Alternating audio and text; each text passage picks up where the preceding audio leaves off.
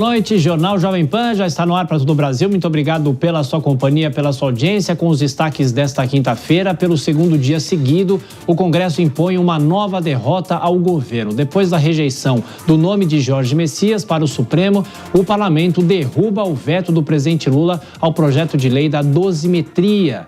Direto para Brasília, as últimas informações, repórter André Anelli. André, qual foi o placar em favor da proposta que beneficia os envolvidos nos atos do 8 de janeiro? Como é que foi o dia em Brasília? Bem-vindo, boa noite. Obrigado, Tiago. Muito boa noite a você também e a todos aqui no Jornal Jovem Pan. A votação começou pela Câmara. O placar foi 318 não, ou seja, pela derrubada do veto, contra 144 sim, pela manutenção do veto, com 5 abstenções.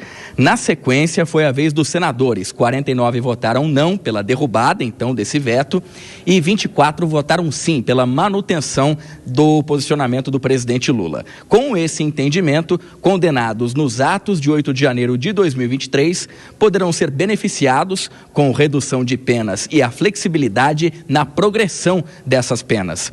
Os parlamentares analisaram apenas parte desse veto, já que o presidente do Senado, Davi Alcolumbre, retirou da votação trechos que facilitariam a liberdade de condenados por crimes hediondos, também por comando de milícias e feminicidas, trechos que contradiziam a lei antifacção aprovada no mês passado.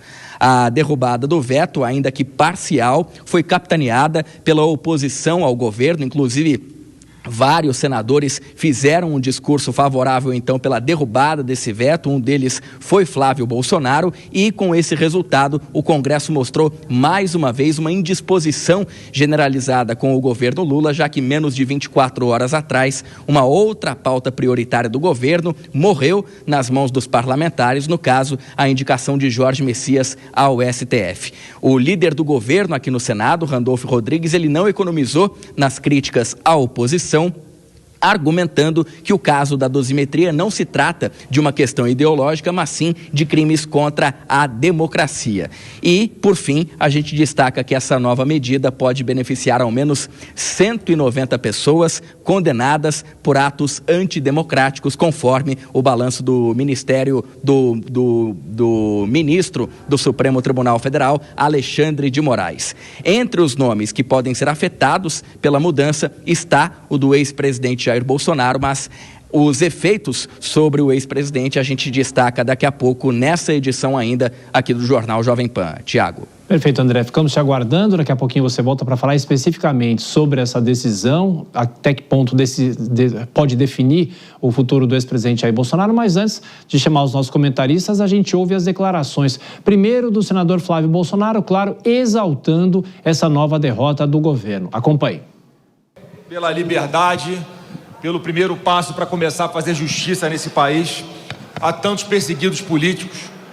Essa grande farsa que cada dia que passa vem mais à tona, os brasileiros tomam ciência, mesmo o presidente Bolsonaro sabendo que esse projeto não vai atingi-lo neste momento. Ele pede também o voto não para fazer justiça com grande parte daqueles que ainda estão com suas vidas destruídas por causa desta perseguição, para a gente começar a fazer justiça. Liberdade, voto não. Bom, aí o momento do voto do senador Flávio Bolsonaro e o senador Randolfo Rodrigues fez uma análise depois de 2 derrotas seguidas do governo no Congresso Nacional. No momento anunciado do dia, conforme o entendimento da mesa, eu acho que é o momento adequado para suscitarmos as questões de ordem que existem. Tem uma questão de ordem no mesmo sentido, mas eu quero, primeiro, para fazer uma questão de ordem, eu tenho que primeiro saber qual é a posição da mesa. Não cabe uma questão de ordem antes de saber como a mesa quer fazer procedimento.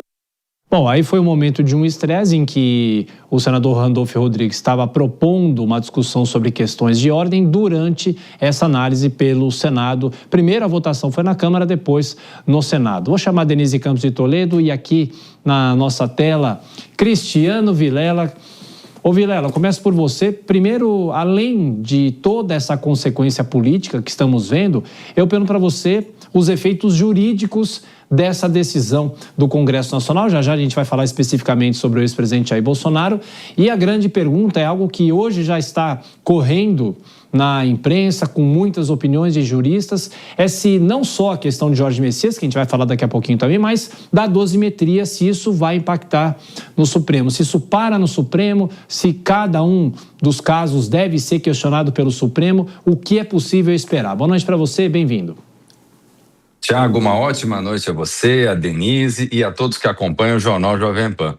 Olha, tivemos hoje ali mais um complemento negativo ao governo, que é a votação, a derrubada do veto da dosimetria, uma vitória bastante expressiva no sentido oposto aos interesses do governo, que demonstram realmente esse enfraquecimento da articulação política governista. Agora, nesse tema da dosimetria, até por conta de se tratar de um tema bastante complexo, com interações em relação a decisões judiciais, decisões do próprio Supremo Tribunal Federal, caso que envolve inclusive um ex-presidente da República, eu não tenho dúvida que o tema tem condições de ser judicializado e vai ser judicializado. E, ao final das contas, quem vai dar a palavra final é justamente o Supremo Tribunal Federal. Agora, no que se relaciona ao caso de ontem, envolvendo o candidato a ministro do Supremo Tribunal Federal, Jorge Messias, que teve o seu nome desaprovado pelo Senado Federal, eu vejo pouca possibilidade de alguma judicialização dessa questão.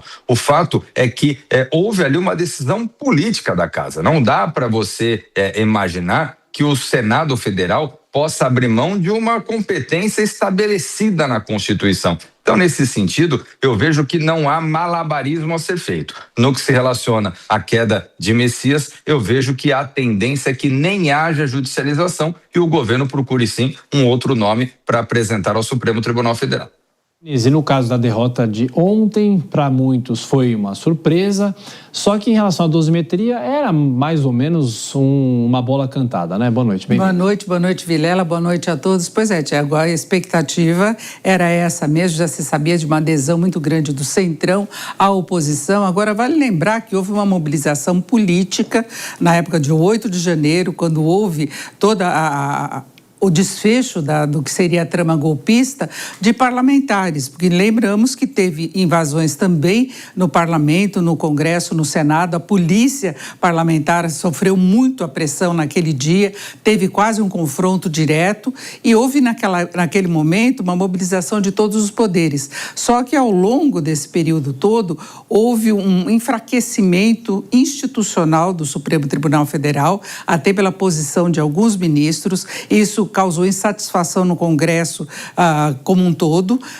Isso acabou fazendo com que o Supremo tivesse a imagem muito vinculada ao governo, ou o governo tendo a imagem muito vinculada ao Congresso, e agora quando se vê esse fortalecimento da oposição com o apoio do Centrão, inclusive por outros interesses, o que rolou em torno de CPIs que não querem que avancem, isso demonstra aí um fortalecimento do Congresso frente aos demais poderes. E tem esse desafio colocado. Então, toda aquela questão de defesa da democracia, tudo aquilo ficou em segundo plano, são outros interesses agora e que mostram um confronto entre os poderes com o fortalecimento da oposição no Congresso. Bom, depois da derrubada